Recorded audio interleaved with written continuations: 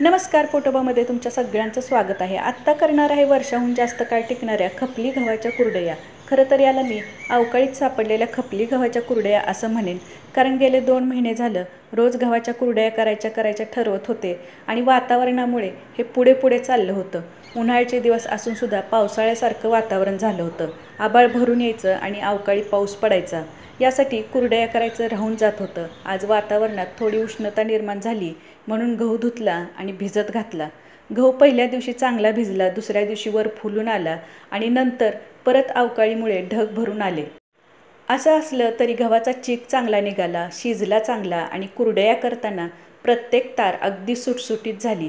तयार झालेल्या कुरडया घरातच फॅनखाली सुकवल्या आणि तळल्यानंतर छान फुलून आल्या आणि चवीलाही अगदी मस्त झाल्या।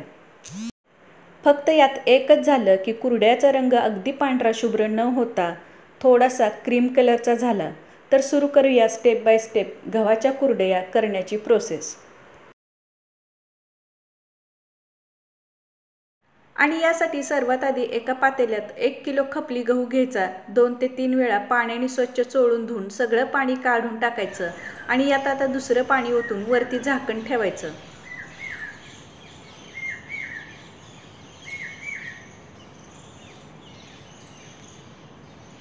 दुसऱ्या दिवशी सकाळी गहू चांगला फुलून येतो, वरती जमा झालेलं हे सगळं पाणी काढून टाकायचं आणि दुसरं पाणी 1 ते 2 वेळा सोडून सगळं पाणी काढून यात आता दुसरं पाणी ओतून वरती झाकण ठेवायचं।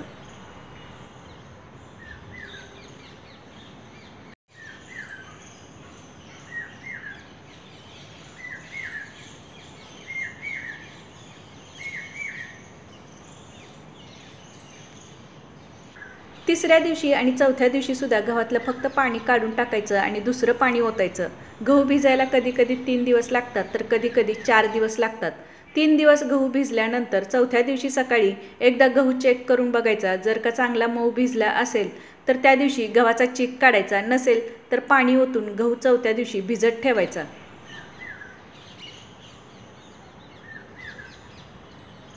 एकूण 4 दिवस गहू भिजल्यानंतर चौथ्या दिवशी सायंकाळच्या वेळेला गहू चाळणीत ओतायचा। गहू भिजून चांगला मऊ झालाय।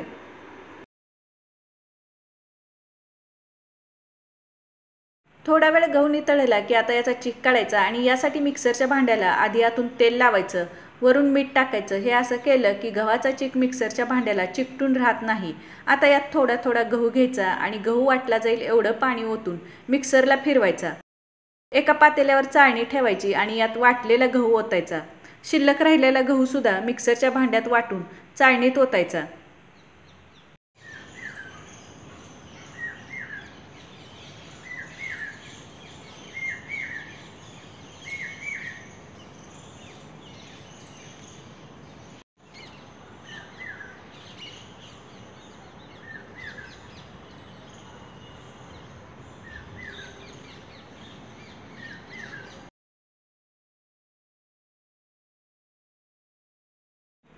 चाळणीत ओतलेला वाटलेला गहू हाताने किंवा पळीने एकसारखा फिरवायचा, म्हणजे खाली पातेल्यात गव्हाचा चीक पडतो आणि चाळणीत गव्हाचा चोथा शिल्लक राहतो।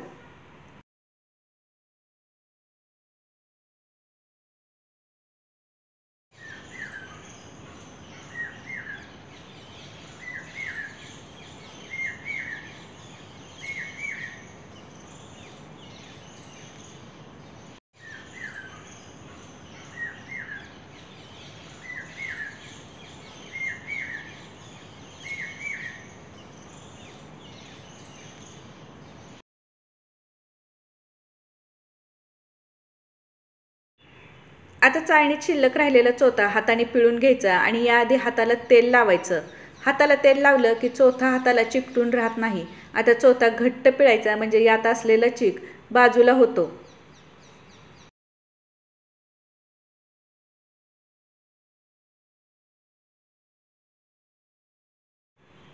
आणि निघालेला गव्हाचा चोथा कचऱ्यात टाकून न देता 2 दिवस उन्हात वाळवायचा आणि याच्या भातोड्या करायच्या। गव्हाच्या कोंड्याच्या भातोड्या असा व्हिडिओ याआधी पब्लिश केलेला आहे, तो तुम्ही नक्की बघा।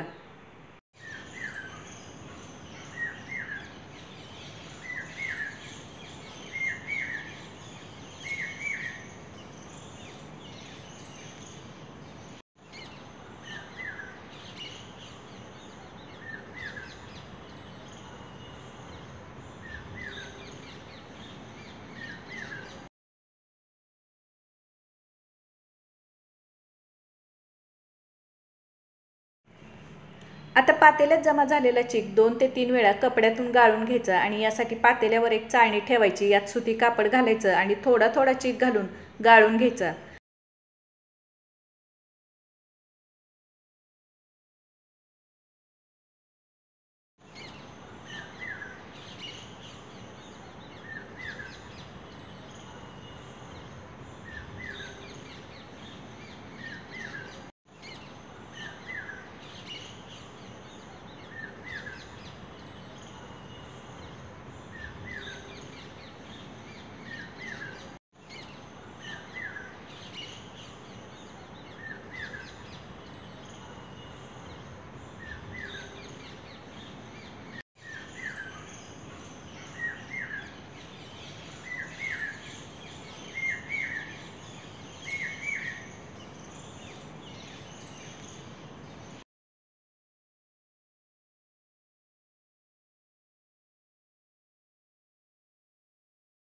चीक गाळून झाला की कपड्यावर हे असे गव्हाचे कण अडकून राहतात। आता हे कापड पाण्याखाली धरून स्वच्छ करायचं आणि आणखी 2 वेळा याच पद्धतीने कपड्यातून चीक गाळून घ्यायचा, म्हणजे चिकात असलेले सगळे गव्हाचे कण बाजूला होतात।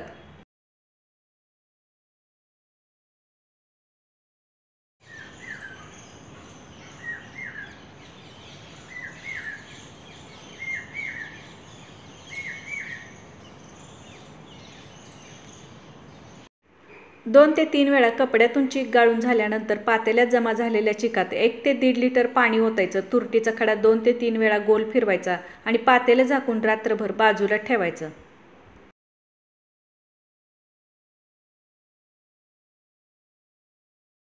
आता दुसऱ्या दिवशी सकाळी पातेलं उघडायचं, वरती जमा झालेलं हे लाल ट्रान्सपरंट पाणी काढून टाकायचं। वरचं सगळं पाणी निघून गेलं की खालच्या बाजूला थोडा पातळ चीक असतो, हा एका भांड्यात काढायचा आणि तळाला जो घट्ट चीक चिकटून बसलेला असतो तो हाताने किंवा पळीने फोडायचा।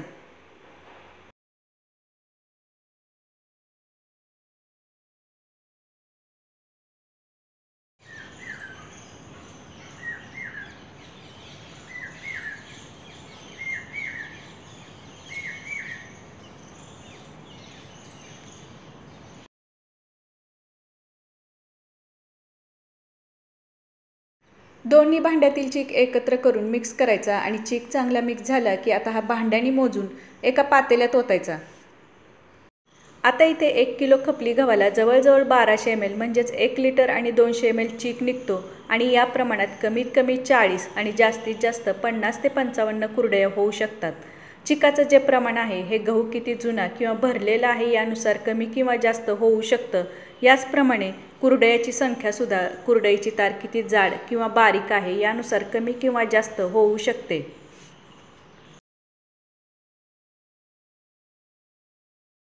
आता चीक शिजवण्यासाठी जाडबुडाचं पातेलं घ्यायचं आणि पातेल्यात ज्या भांड्याने चीक मोजून घेतलेला होता त्याच भांड्याने जेवढा चीक तेवढंच पाणी मोजून पातेल्यात ओतायचं आणि पातेलं गॅसवर ठेवून गॅस सुरू करून गॅसची फ्लेम मोठी करायची आणि पातेल्यावर झाकण ठेवायचं।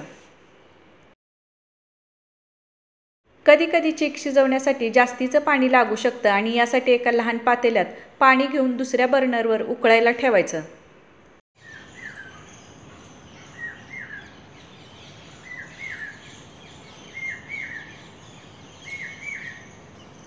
मोठ्या फ्लेमवर पाण्याला उकळी येण्यास सुरुवात झाली की यात 1 मोठा चमचा किंवा चवीनुसार आणि वजनी म्हणाल तर 10 ग्रॅम मीठ मिक्स करायचं। आता हे जे प्रमाण आहे हे तुम्ही तुमच्या आवडीनुसार कमी किंवा जास्त करू शकता।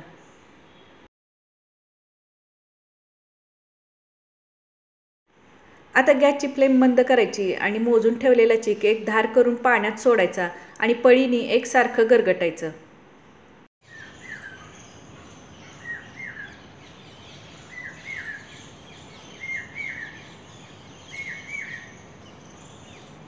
आता इथे पाण्याचं आणि चिकाचं प्रमाण अगदी परफेक्ट झालेलं आहे। चीक अगदी व्यवस्थित गरगटला जातो, यात कोणतीही गुठळी झाली नाही किंवा पीठ घट्टही झालं नाही। जर का हे पीठ घट्ट झालं तरच दुसऱ्या बाजूला गरम करायला ठेवलेलं पाणी अंदाज घेत घेत मिक्स करायचं।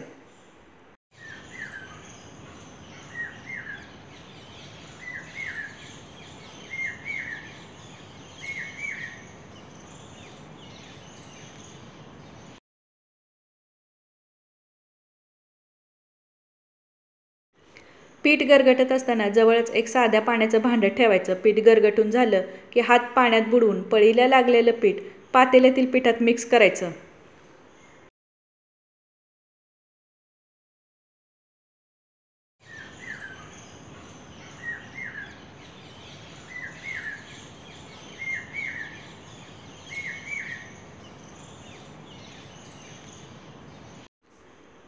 पातेल्यात कडेला लागलेलं आणि पळीला लागलेलं पीठ सगळं एकत्र करून पीठ एकसारखं करायचं. वरती पाण्याचा एक हलकासा हात लावायचा आणि झाकण ठेवायचं.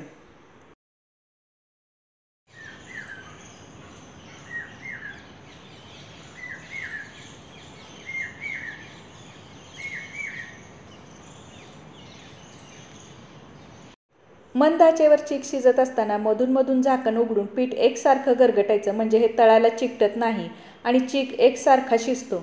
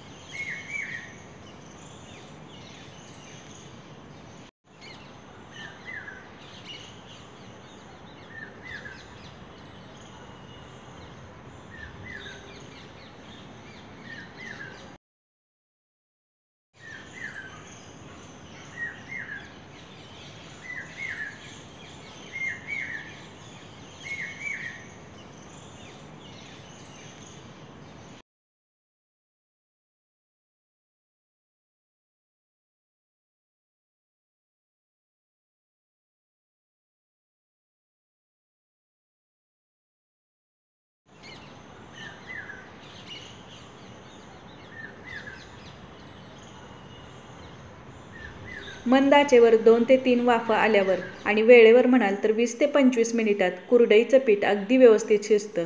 पीठ शिजलं की याचा एक ॲरोमा येतो, रंग बदलतो, पिठाला चमक येते आणि अशी तारही दिसते. आता गॅस बंद करायचा.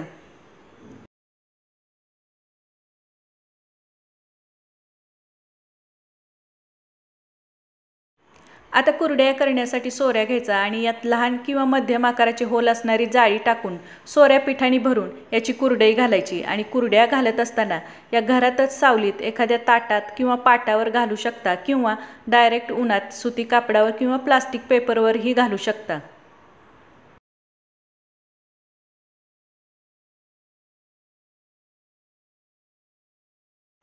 पीठ चांगलं शिजलं की कुरडईची तार मस्त सुटसुटीत होते.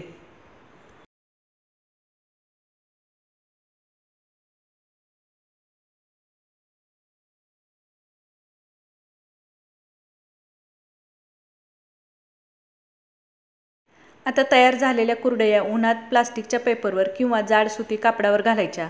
परंतु आत्ता बाहेर ढग भरून आल्यामुळे मी घरातच फॅनखाली प्लास्टिकच्या पेपरवर कुरडया घालणार आहे. जर का कुरडया उचलताना हाताला चिकटत असतील तर हाताची बोटं अलगद पाण्यात बुडवायची किंवा बोटाला थोडंसं तेल लावून नंतर कुरडई उचलायची.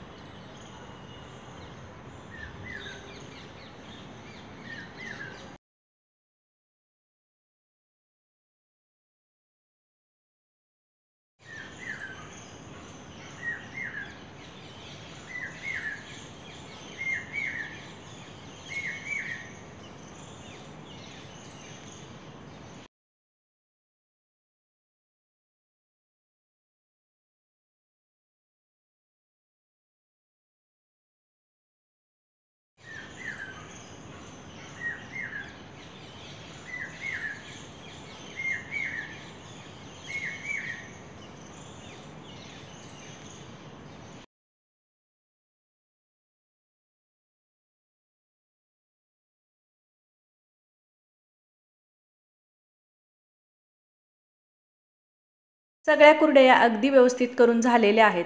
पातेल्यात सुद्धा पीठ तळाला चिकटलं नाही किंवा करपलं नाही। फक्त पातेल्याच्या कडेने अगदी 1 ते 2 चमचे पीठ जे थंड झालेलं आहे हे सोडवून घ्यायचं आणि हाताला थोडं पाणी लावून पीठ एकसारखं चुरून याचे सांडगे तोडायचे। सांडगे वाळल्यानंतर तळल्यानंतर मस्त लागतात किंवा हे भाजीतही वापरू शकता।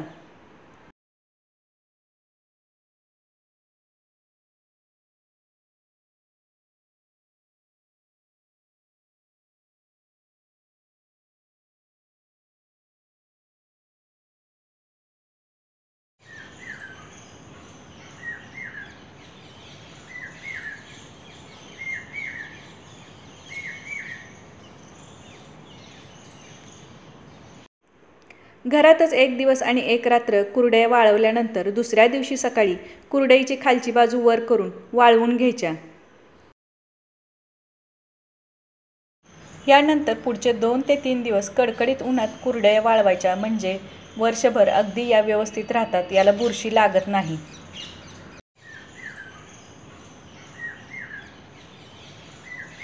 मस्त अशा खपली गव्हाच्या कुरडया खाण्यासाठी तयार झालेल्या आहेत। तळल्यानंतर छान फुलतात। माझ्या रेसिपीज तुम्हाला आवडत असतील तर चॅनलला नक्की सबस्क्राईब करा, लाईक करा, कमेंट करा आणि व्हिडिओची लिंक तुमचे मित्रमैत्रिणी, नातेवाईक यांच्याबरोबर शेअर करा। हा व्हिडिओ पाहिला याबद्दल धन्यवाद।